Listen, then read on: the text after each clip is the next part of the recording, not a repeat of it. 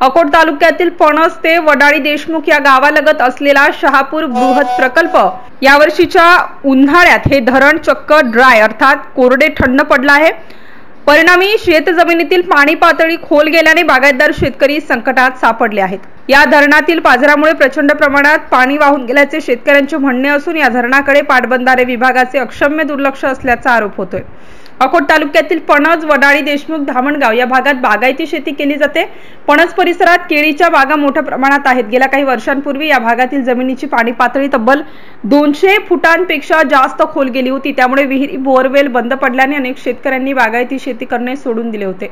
दरम्यान सन 2009 मध्ये पणस बृहत प्रकल्पासाठी प्रशासकीय मान्यता मिळाली। त्यानंतर तब्बल 7 ते 8 वर्षांनंतर या प्रकल्पाचे काम पूर्ण झाले। सुरुवातीच्या 2-3 वर्षांपर्यंत या प्रकल्पात पाहिजे त्या प्रमाणात पाणी साठले नव्हते, परंतु सन 2020-21 पासून सदर धरण 100% भरत आहे। एवढेच नव्हे तर या धरणातून ओव्हरफ्लो होऊन पाणी सुद्धा वाहून जात होते।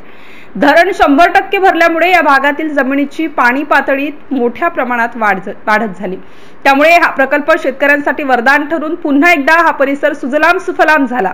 परंतु गतवर्षी हा प्रकल्प केवळ 60 ते 70% भरला होता। त्यातही या प्रकल्पाला मोठ्या प्रमाणात पाझर असल्यामुळे प्रकल्पातील पाणी वाहून गेले। या पाझरामुळे आजूबाजूच्या शेतकऱ्यांच्या शेतात पाणीच पाणी होऊन त्या शेतकऱ्यांना पीक घेता आले नाही।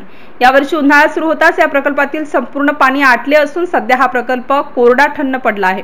परिणामी या भागातील शेतजमिनीतील पाण्याची पातळी पुन्हा एकदा खोलवर गेली असून शेतकऱ्यांच्या पिकांना पाणी देण्यासाठी त्यांना मोठी कसरत करावी लागते आहे। याकडे स्थानिक पाटबंधारे विभागाने लक्ष देण्याची मागणी परिसरातील शेतकऱ्यांसह ग्रामस्थांच्या वतीने करण्यात आली आहे।